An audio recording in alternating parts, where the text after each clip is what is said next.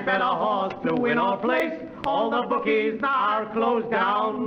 The tin horn sports and brass mounts have been told to take a walk. You can be pinched with a Charlie horse on the sidewalks of New York. Thank you, boys. Good very much. Thank you. Thank you. And from the Mineola Minnesingers, ladies and gentlemen, we turn to our guest chanteuse this evening, wee Bonnie Baker. Well, how are you this evening, Miss Baker? I'm fine, thank you, Mr. Allen. I hear that you became engaged to Lieutenant Aaron Tucker today. Bonnie, may we be the first to congratulate you. You don't mind? This evening, Miss Baker. I'm fine, thank you, Mr. Allen. I hear that you became engaged to Aaron Tucker today. Bonnie, may we be the first? I think I would enjoy hearing you sing. Well, you'd be the only one, Bonnie. I think I'll leave the chanting up to you. Now, what would you like to sing? I get the neck of the chicken. Oh, boy, you're lucky. You should see what I get from Lindy personally. Mr. Goodman, if you will.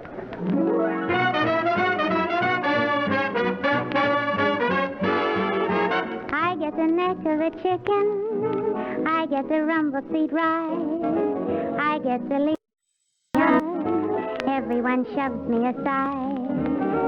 When I jump in my shower each morning, sure as fate, I'm too late. All the hot water is gone. I get the neck of the chicken. I get the hand-me-down shawl. And when there's company weekend, I get the couch in the hall. That's why I can't get over this dream that's come true. I get the neck of the chicken. How did I ever get you? I get the neck of the chicken. I get the burnt piece of toast. Eating a movie, smack-o in back of a post. When morning papers come to the door, sure as fate, I'm too late, and they're mine long about 4. I get the guy with the glasses, wearing an awful toupee. Somebody else gets the victim a tour. Mine's always strictly 4A. That's why I can't get over this fine how-do-do. If I get the neck of the chicken, well, how did I ever get you?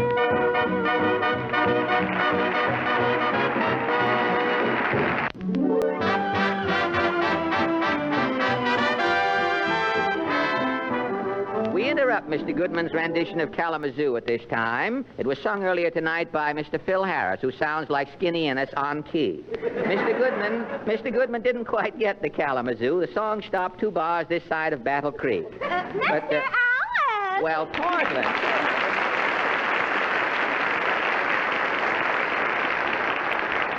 Say, this is a fine time to show up, Portland. You know, we're only on for half an hour this year. Now, if you come any later than this, you know, you're going to start showing up in the middle of Phil Baker's Take It or Leave It program.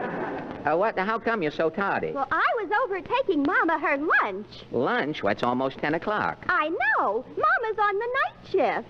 The night shift where? Mama's a welder in the Brooklyn Navy Yard. She's wearing goggles and slacks. Well, your mother had better not bend over in those slacks. Somebody'll hit her with a bottle and launch your mother for an invasion.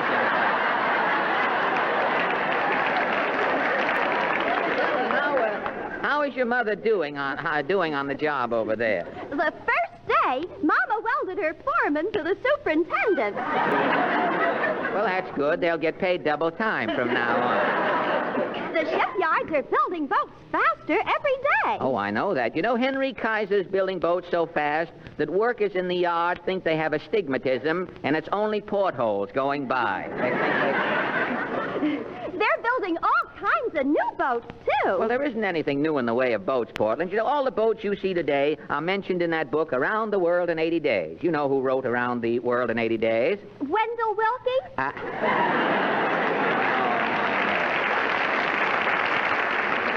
Wendell will do better than that if he doesn't stop to talk. You know, the way Wendell is, say, somebody's at the door. Come in. Yes? Is this the Texaco canteen? Why, it's Roland Young.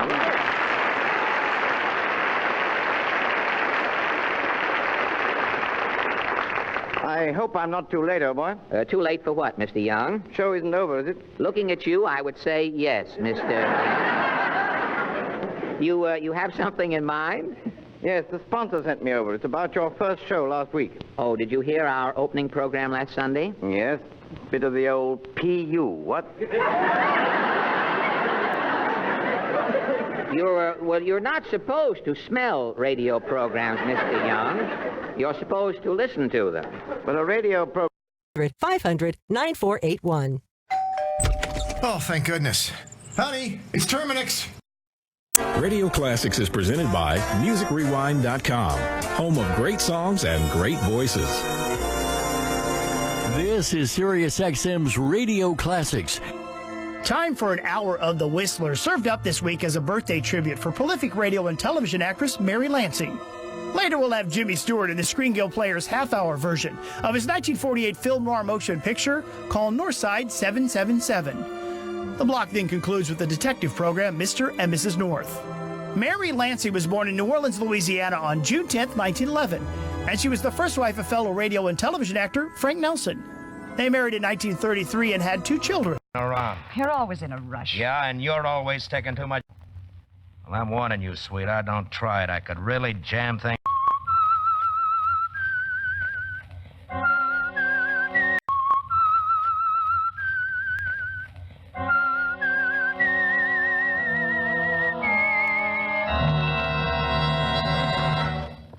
I am the Whistler, and I know many things, for I walk by night. I know many strange tales hidden in the hearts of men and women who have stepped into the shadows. But you'll have to wait until I figure the best way to handle it. I'm as anxious for some real money as you are. Then make it snappy, or I'll have a little talk with Harrison. Now, how about a drink, huh? Sure, Fred. Sure. You leave Fred, go into the kitchen for some ice. It's more of an excuse than anything else, isn't it, Ruth? Because Fred came so close to the truth in thinking you might try to take the easier way with Charles. Marriage. The way to get everything you wanted. Fred is going to be difficult to manage from now on, isn't he? He could ruin everything between you and Charles. Somehow you've got to stall him. Get some money for him. And the sooner, the better. And suddenly a thought occurs to you. The more you think about it, the more certain you are that it's an excellent idea. You hurry back into the living room. Here's your drink. Thanks, honey. Fred. Yeah? I've been thinking. You want money and I want money. Mm-hmm. I know how we can get plenty. In a week. Well, keep talking. I don't like the blackmail idea. Charles might not go for it either. It's too dangerous for both of us. You, got a better idea? Much better. A holdup. You're nuts. Besides, I'm not interested in chicken feed. Does 20,000 sound like chicken feed? What? 20,000? Mm-hmm. Listen, Fred, I'm the only one who knows this. But every Friday night, Charles brings the proceeds of the club home with him. It's usually around $20,000. He banks it on Saturday morning. What are you trying to pull? Do you expect me to believe he's that big a chump? He's not as big a chump as you think. You see, he figures everybody would think the same way you do. Nobody would ever get the idea he'd be carrying all that money around with him when there's a perfectly good safe at the club. Yeah, he's not so dumb at that. Well, tell me more, baby. When he gets home, he always drives his car into the garage under the apartment house.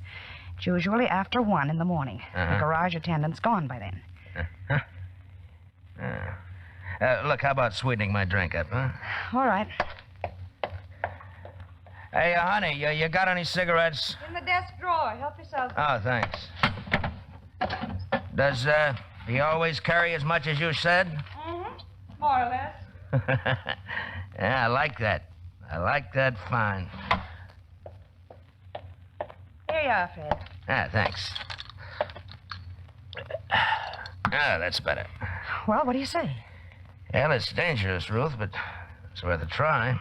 How about, next Friday night, huh? Next Friday night's perfect. The sooner the better. We split 50-50? 50-50. But no rough stuff. He doesn't carry a gun. Don't worry, I'll handle him. Just leave everything to little old Freddie.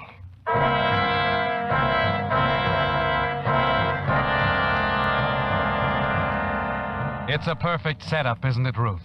And you're confident everything will work out just as you have it planned. That confidence stays with you until the following Friday. Then, as evening comes and the hour for the holdup draws near, you're calm, not the least bit nervous. Fred knows exactly what he's to do, and so do you, don't you, Ruth? A few minutes before midnight, you leave the club and hurry to the corner drugstore. Fourth Precinct Station, Sergeant Gray. I can't give you my name, and there's no use trying to trace this because it's a public phone. What's on your mind, lady? A robbery. It's going to happen tonight, in a few hours. Someone is going to try to hold up Charles Harrison in his garage at the Parkview Apartments.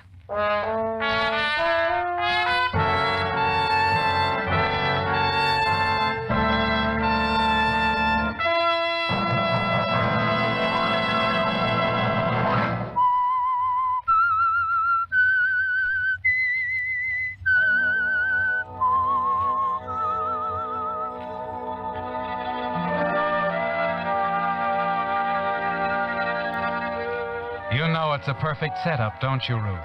Your frame against Fred. It's only a matter of hours now, and you're certain that he'll be caught by the police when he attempts to rob Charles Harrison. Then he'll be out of your way for a long time, years. You can have all the time you need to win Charles over, make him see things your way. When you reach your apartment after leaving the club, you pace the floor, tense, nervous. And then shortly before 2 in the morning, you have a visitor. Fred! What's the matter, baby? You're looking at me like you didn't expect me back. Oh, no, it's just... Never mind that. Just get me a drink, a straight one. I need it bad. Fred, what is it? Something go wrong? Yeah, everything. And I didn't get the dough. What happened? Harrison got rough. He's a big guy and not easy. And, well, he's dead. Dead?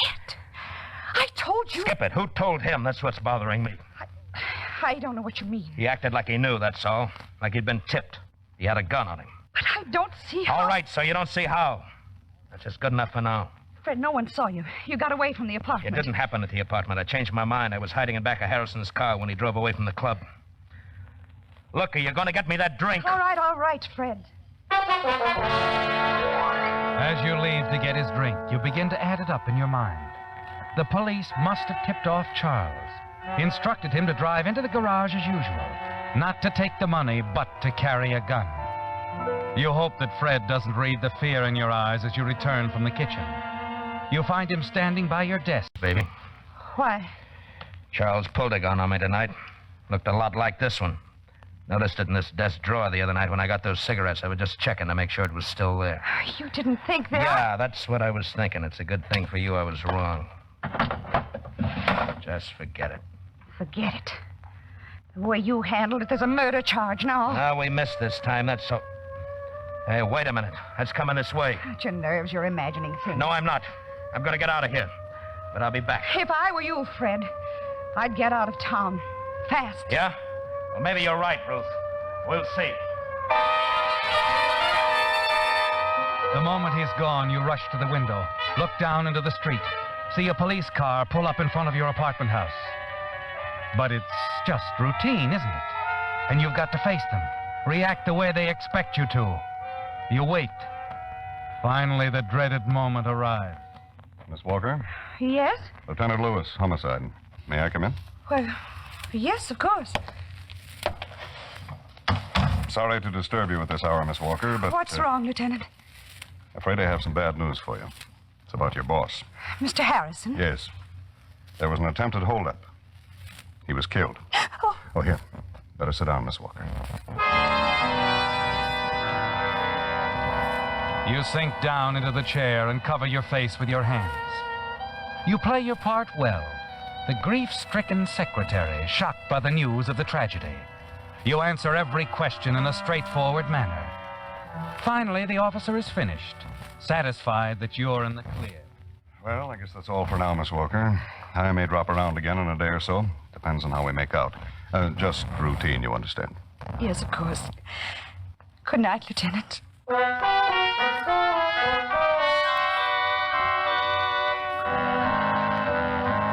It's over, isn't it, Ruth? And you breathe a sigh of relief as the police lieutenant leaves. He doesn't suspect a thing, does he? As the days go by, it seems evident that the police have no clues to the identity of the killer of Charles Harrison, much less to your part in the crime. So you go on working at the club. You hear nothing from Fred and decide he must have played it safe and left town. This is more than you'd hoped for. Someone else takes Harrison's place, and in the weeks that follow, you become very well acquainted with your new boss, young, good-looking Bob Faraday, Charles Harrison's brother-in-law. Ruth. Oh, yes, Mr. Faraday. Look, you want to go over these bills for me? I can't make much sense out of them. Of course. I'm afraid Sis made a bad mistake turning this place over to me. Nonsense. Mrs. Harrison knows what she's doing. You'll get on to it. I don't know. Thank heavens you're around. This just isn't my line. What is, Mr. Faraday? Horses. Oh, now, don't tell me you never heard of Faraday Farms. Why, of course, but I didn't know that you... Boy genius. I tell you a secret. I have the best trainers in the business. Is that so? Seems to me I had a rather sad experience with a horse of yours named Melanie D. at Santa Anita not long ago. The track wasn't right. You accept the alibi? Sure. Well, she's running at Del Mar now, and if you'll take a tip... Thanks. No, really, she's ready. If you could just see her. Wait a minute, I'll prove it to you. How about going down tomorrow? Watch her work out. I'd love to. Fine. I'll pick you up at 4. In the morning? Sure. Now, really, you seem to forget I'm just a poor working girl, and I don't get home till 1 in the morning. Well, tonight I promised to have you home by 10. Oh? Well, didn't I tell you? You're getting the night off to have dinner with me. And we're going to a decent restaurant. Get some good food for a change. Traitor. How about it, Ruth? All right.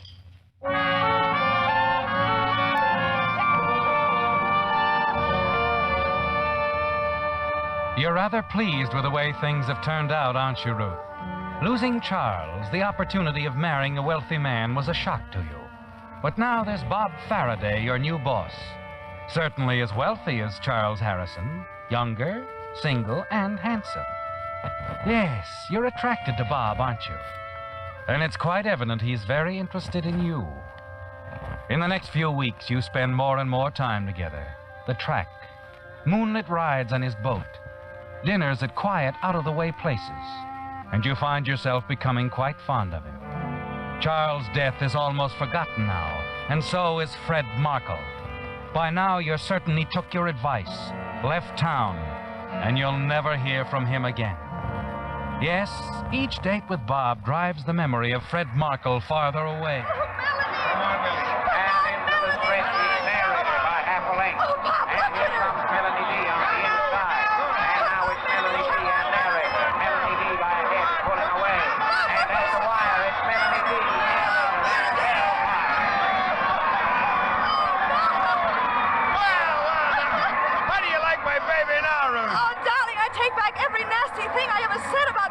She's wonderful. All is forgiven? With all that money I had on her to win, what else? Hey, you know, we're not doing badly today. That's our 5th winner. We can't miss, darling. I just feel lucky. All right, let's see you pick the next race, then. It's not easy. Mr. Faraday. Yeah. One of your boys asked me to give you the message you wanted at the stable. Oh, all right. Excuse me, darling. I'll be right back. Meet you at the bar. How's that? Fine.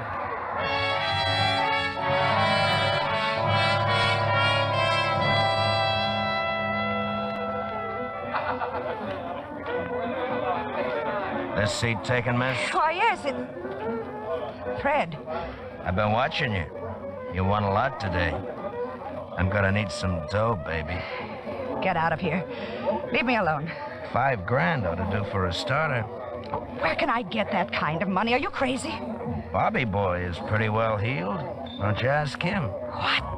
Oh, Fred, I can't do that. Oh, sure you could. Sure you could. Tell him it's for a sick relative, huh? You're out of your mind.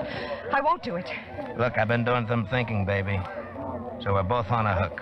Okay, I can make trouble for you, and I will. You could make trouble for me, but you won't. I'm willing to gamble on that. Fred, listen. Figure it out for yourself. You turn me in and you lose everything. On the other hand, you play ball with Freddie and you stand to become Mrs. Bob Faraday. That's what you want, isn't it? So you can blackmail me for the rest of my life. Well, it's better than working for a living. Suppose I drop around to your apartment tomorrow night, say around 11? You'll have the dough? Well, I'll be waiting. And here comes Bobby Boy on the inside. All right, I'll try, but please go now, Fred. Right. I'll see you around 11 tomorrow night. Oh, there you are, Ruth. Well, that didn't take long, darling. No, it's nothing important, really. One of my trainers, Sam Perry, got a little excited over the way fair-haired boy was acting up. Oh. Nothing wrong with him at all, but Thinking about sounds like Fred. an old woman when it You're comes to trapped, horses. aren't you? You haven't the courage to go to the police, and Fred knows it. He'll keep coming back again and again for more money. And you're certain that Bob Faraday will find out sooner or later. You don't want that to happen, do you?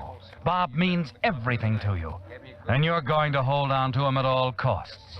Now you've got to think, Ruth. Find some way to get rid of Fred. I'll tell you, see, Dave. Dave's usually pretty good with his tips. This one looks mighty good. I've got just the answer, Ruth. Homicide. What? Homicide. The horse we're going to bet on in the next race. Homicide. It's a sure thing, darling. You can't miss. That's it, isn't it, Ruth? Homicide. You're certain it's the answer to everything. The one way you can get rid of Fred Markle for good. You know he's the only link between you and the murder of Charles Harrison. The only threat to your future happiness with Bob. The next night, back at the club, you plead a headache, leave early, hurry back to your apartment. And then a few minutes after 11... Ah, smart girl. You're home. Come in. Thank you. You came up the back way? Haven't I always? Don't worry, honey. I wouldn't want to make Bobby Boy jealous. You know me. I wouldn't want to ruin things between you. As long as you play ball. That's very kind of you, Fred. Got the dough? Yes. 5,000, wasn't it? It's over here in the drawer. That's the way I like to do business. No fuss, no... What's the idea? That gun's liable to go off. It will, Fred. Now, what are you doing? Just calling the switchboard downstairs. The clerk's testimony will come in handy. Hey, now, wait a minute. What's going on here? Des. Get me the police, quickly. Look, give me that. No, stay away from me. Stay away. Miss Walker. Miss Walker. Yes. Miss Walker, what's happened? A man forced his way into my apartment. I shot him. I think he's dead.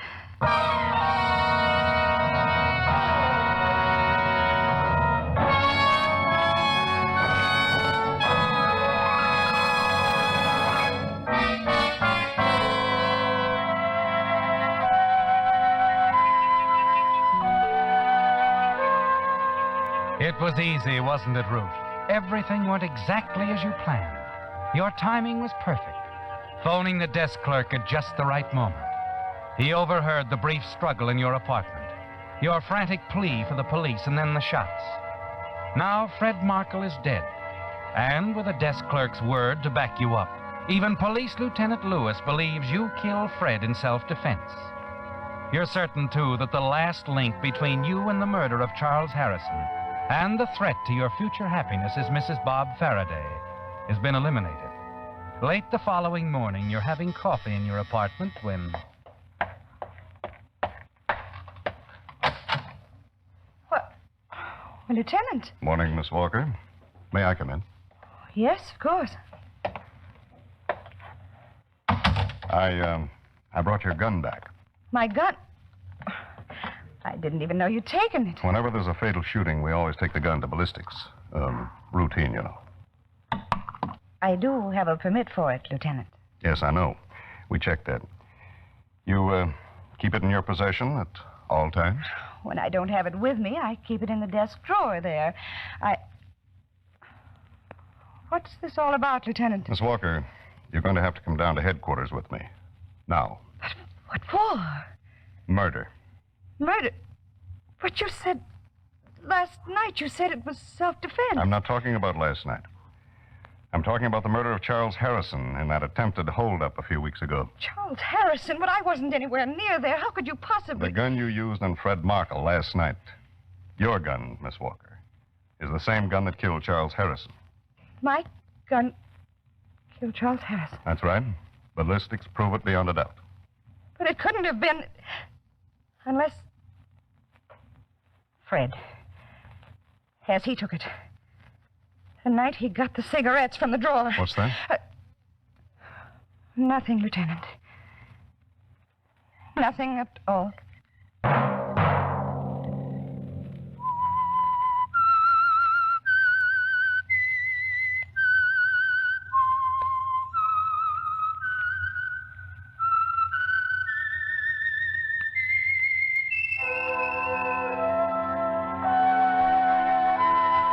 Let that whistle be your signal for the Signal Oil program, The Whistler, each Sunday night at this same time. Brought to you by the Signal Oil Company, marketers of Signal gasoline and motor oil and fine quality automotive accessories.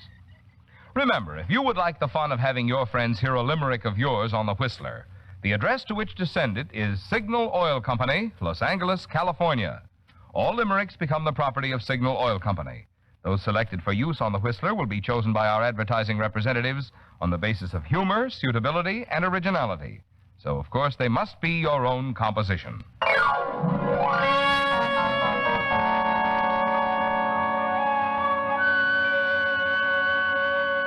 Featured in tonight's story were Mary Lansing, William Conrad, and Ira Grossell. The Whistler was produced by George W. Allen, directed by Sterling Tracy, with story by David H. Ross, music by Wilbur Hatch, and was transmitted to our troops overseas by the Armed Forces Radio Service. The Whistler is entirely fictional, and all characters portrayed on The Whistler are also fictional. Any similarity of names or resemblance to persons, living or dead, is purely coincidental.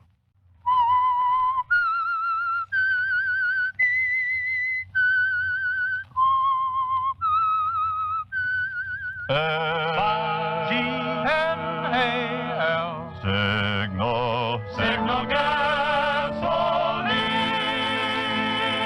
Marvin Miller speaking. This is CBS, the Columbia Broadcasting System.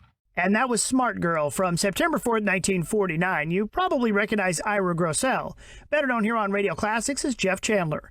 And also in that one, Radio's Marshall Matt Dillon, William Conrad as Fred Markle. I'm Greg Bell, and this Whistler block, though, is actually about the lead actress.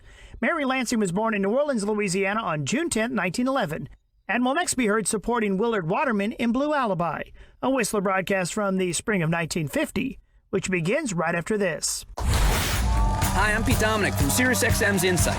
This Father's Day, why not get Dad something he'll love, like a SiriusXM radio? Now you can get the reconditioned Onyx Plus with vehicle kit and home kit, plus a free SiriusXM hat, while supplies last. Now he can listen to the game, or crank up his favorite tunes in the car, or at home. Subscriptions sold separately. Offer not available in Puerto Rico or Canada. Learn more at SiriusXM.com/radio deals. Policies issued by American General Life Insurance Company, Houston, Texas. Not available in all states. For details, visit AIGdirect.com. Do you have a family? Would you like to help make sure they'll be taken care of if anything were to happen to you?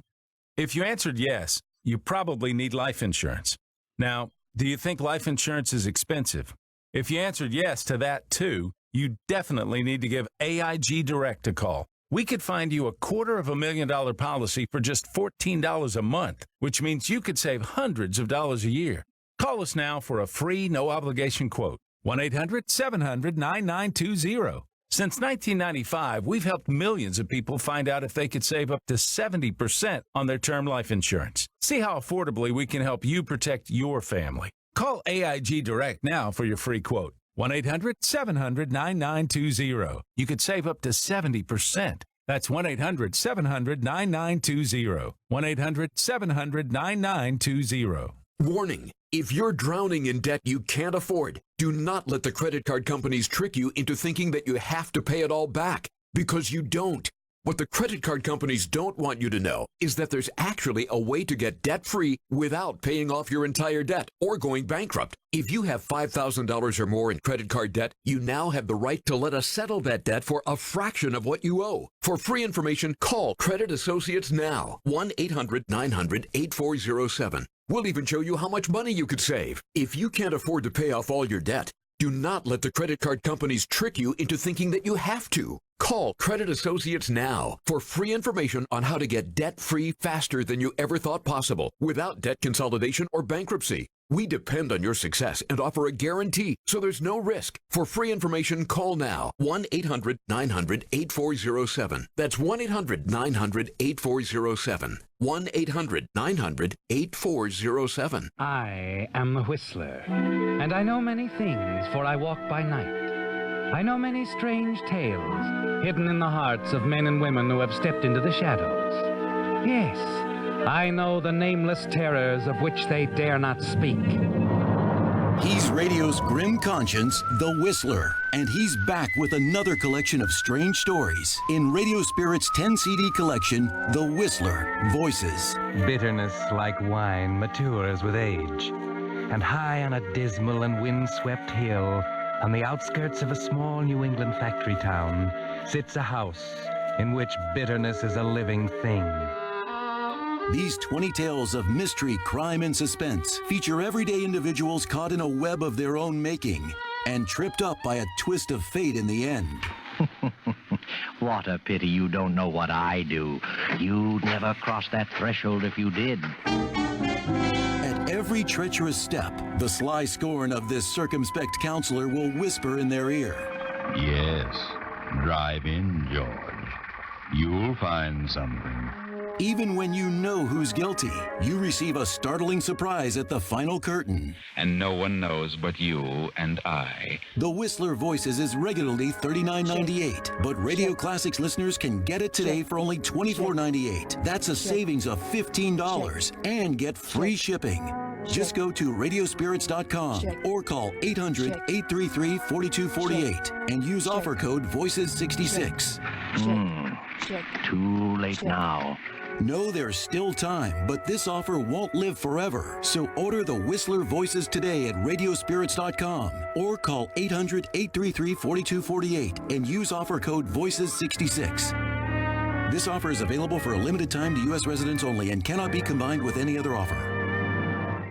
Welcome back to Radio Classics and an hour-long birthday tribute for radio and television actress Mary Lansing.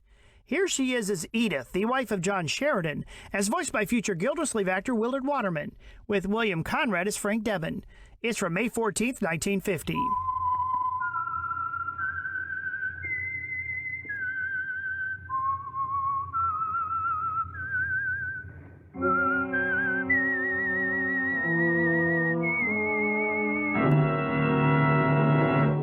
I am the Whistler, and I know many things, for I walk by night. I know many strange tales hidden in the hearts of men and women who have stepped into the shadows. Yes, I know the nameless terrors of which they dare not speak. And now for the Signal Oil Company, the Whistler's strange story. Blue Alibi.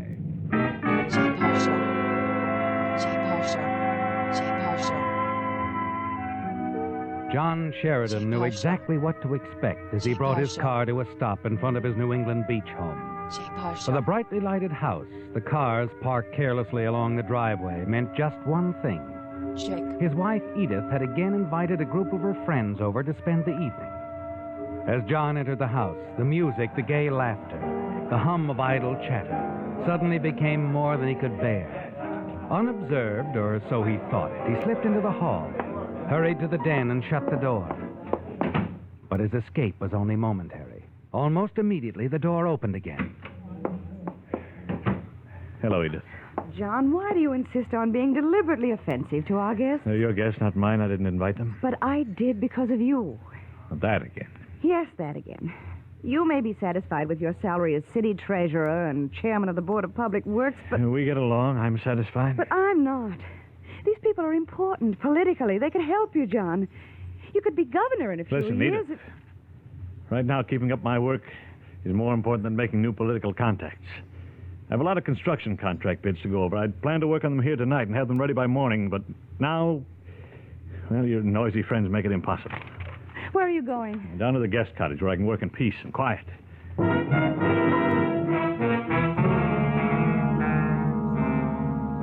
You leave the house, walk slowly down to the cottage near the beach, pleased with the way you've handled Edith. You lied about the work you have to do, didn't you, John? That was just an excuse to get away from the house.